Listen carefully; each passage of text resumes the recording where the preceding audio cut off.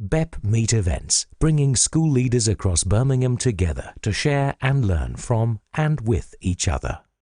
Right, morning everybody, just thank you to Wendy and Mark. Yeah, a lot of things resonate with what I've said. I feel quite emotional after listening to Mark's speech, actually, you know, about how children really matter, every child. So I've put a little quote on there: what's good for EAL learners is good for all. And that came from somebody called John Richmond. I used to work with him years ago, but I would advise you, if you're interested in literacy generally, including EAL, to look at some of his work, because he's done an awful lot of work on the arts and drama and the language arts, really. And he's written quite a lot of things. He used to work with the Inner London Education Authority. And that was his quote, that actually if you get some really good practice in terms of primary school children, and obviously that's my main thought, actually it's good for everybody. So I've just given you a little bit of a sense of the changing landscape there. Won't read it all out, but you can see that across the country there are over 360 languages spoken, and 1 in 6 primary schools, 1 in 6 pupils in primary schools are EAL, 1 in 8 in secondary. Now these figures were from 2013, before the current refugee crisis. So you can see that actually it's grown even more than that. So the figures are doubled from 97 to 2013. And converter academies had fewer EAL than sponsored academies, which I thought was quite interesting.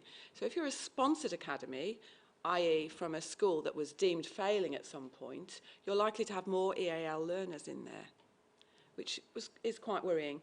The highest proportions are mentioned there, but Birmingham overall, not just in primary, has the highest across the country. And I'm sure it'll be higher than that now. And in the Midlands, there were at that time 117 schools where bilingual pupils were the majority. Main languages: Punjabi went up, Urdu went up, Bengali went up, Polish went up. And I heard on Radio 4 the other day, something just as I was driving along, that Polish is the second language of the country at the moment. That was on The World at 1. They were talking about all the issues to do with the EU at the moment, but I don't know that yet. I couldn't find the information. All those figures are affected by changing language coding for schools as well. What's interesting is that attainment of EAL pupils is narrowing over time, but there are wide regional variations. And the main gap, not surprisingly, is in the early years, because obviously they are the youngest children. And the gap is around 10%. By the end of Key Stage 4, that gap has narrowed to 2.5%. So I think the information that Wendy and Mark gave us, that you can see how it gets... I don't want to say it gets easier as they get older, but actually there's more opportunity for the children. It depends at the point of arrival, of course. There's no significant gap, interestingly, nationally, in terms of phonics. And the gap at Key Stage 1 and Key Stage 2 is around 3%. So there's a big improvement as they go through the primary school, particularly from early years into Key Stage 1. So what I'm thinking about is about the child. Obviously, primary school, you know, these are very young children. And there are so many social and emotional factors concerning these children, particularly as new arrivals. That's less likely to be the case, to be honest, when they arrive at the age of 3 or 4. Because actually, they can just fit in with a good early years practice. And, you know, they're less. But, of course, the older the children are when they arrive, the more likely they're having to take on these issues. And Mark and Wendy have sort of referred to them. But I've listed them there, you know, the frustration, the anger, the shyness, withdrawal, fatigue. You know, can you imagine if I was standing here talking to you in German or Arabic? You know, how, you know, and you had a few words, how you would have to struggle. You could probably concentrate for about 10 minutes. So that's what it's like for these children. We've got to make sure that we take account of how they are managing this socially and emotionally. So their concentration is difficult. They can be aggressive at times. Excuse me. Often they can be clingy, particularly young children, or they can avoid contact altogether. And of course, if they have come as refugees or asylum seekers, they can be just totally homesick. They can be completely without their families. And it's really important, I think, that we understand that. So if they are in that latter category, well, the stresses on the families are immense. You know, they'll have few support networks. Mark's already referred to isolated communities that have even been here over 100 years. A legacy of trauma. I mean, you know, a few years ago, we'd have the few Somali children that had arrived and come to us via 3 or 4 other countries, often Sweden, Holland, and so on. Well, now we're seeing children who've seen an awful lot worse. I mean, who knows what they've thought. You know, I was just thinking about it. My father-in-law was a prisoner of war. He was captured at Dunkirk, and he was imprisoned for 5 years in Poland. And he never talked about it to his family. Really, they've had to they found original letters and so on. But I think these children might be the same, that they're actually afraid to talk about it. Maybe their whole families are. So periods out of school, no school places for them. We've just recently brought some teachers into the city under the Birmingham Teacher Talent Team. One of them has moved from London with her son, 6-year-old son. She applied for 18 schools and could not get a place for him. 18 schools. Luckily, the school that I've placed her in has managed to offer him a place. If she's having that experience as a teacher, as a professional, knows what she's doing, can you imagine what these other families are suffering? Obviously, financial problems, unemployment, isolation, and, as Mark's referred to, housing. So, you know, that's the emotional side of it that we need to take account of. However, we can't just sit there and feel sorry for them. We've got to get on and do it. So, joining a new school for them, obviously they need to be in routines. They need to get to know the building, the layouts. They need to have their languages acknowledged and respected. Do they see their languages around them? It doesn't take much to actually put up some vocabulary in different languages and allow them to see and contribute to that. They're getting to know new people. If they're older, they're moving from competence in one language to complete inability in another. Now, I don't know whether you've ever lived abroad. I lived in Germany for 5 years teaching. Not teaching in German, I have to say. Teaching in an international school. You know, and my German is totally rusty now. I can say Guten Morgen to everybody, but actually, you know, it's a very, very hard thing to be dumped where you have got to learn that language. They've suddenly gone from being totally competent, the older they are, to really finding that they can't even understand basic instructions. They're embarrassed, and so on. So there's a new script or orientation, perhaps, to learn. One thing you must avoid, I think, if you're working with the children, and my school did it, when I wasn't there, I have to say, just before I started, they told the chief education officer at the time that the children came with no language.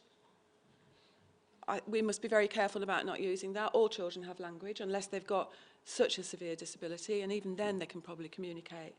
And the other point I wanted to point out to you is often that when children become a little bit competent in the language, they can cope with the basics, then they start to go silent. Sometimes they get a bit complacent and they think they can just do the basic, and that might be a bit of laziness on their part, or it might be just that they've found their comfort zone and it's up to us to take them on to the next level.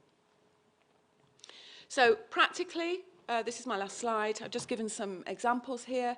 First of all, the kind of welcome and induction that they get has to be needs-driven, so it can't be the same for all children. That's really important. And that kind of initial assessment, we make sure at Greek and Conway that we have people that can assess them, although it is getting more difficult because we've got plenty of Punjabi and Urdu speakers in school, but now we need to deal with new languages and we haven't necessarily got people to do that. But we've got all sorts of ways around it. We make sure that the routines are tight, that immediately children have buddies and mentors. We think about the pace of their learning and the time that they've got. We give them social language to start with so they can cope. The most basic things about finding the toilet, where they hang their coat, how they make a friend, and so on. We try and make them active and useful. The youngest children can be helpers in the classroom just as much as non-EAL children can, so they're feeling part of it. We plan carefully for the playtimes as part of their induction. We're careful about the food that we're offering. Obviously, we offer halal, but we want to make sure that there's the full range for everybody. And we make sure they know key locations around the school. It's already been referred to the difference between EAL and SEN. There will be a few children that are both, but not many. And we make sure that children are not always working in the lower sets. We do work in sets. We think that has really worked for us at Greet and Conway, but they're flexible. And we make sure, for example, that a child is assessed in their maths, for example, as much as in their English. So they might be in the lower set to start with in their English, but they would move up higher into a maths set. And equally, there'd be enough flexibility in those sets not to hold them with special needs children around them, because they do need to have really good role models as well. Obviously, there's reviews with parents. That's already been referred to. We look a lot at visual communications, cards, pictures, displays. A lot of children, when they first come, they have a little key ring with certain pictures on, and they can point to the picture and find their way around the school. It's a simple thing, and it helps them, and they like it. We encourage collaboration in the classroom, lots of problem solving, lots of games. Interestingly, when I came back from Germany, I worked in London for about 18 months, and I was with a support service. They gave me EAL to do, and they put me in the class in the entrance hall, freezing cold in the winter, boiling hot in the summer, in a sort of tin hut, camouflage green, and I was expected just to withdraw these children and literally work in a tin cupboard. That's the way it was, and thank goodness we've changed since then.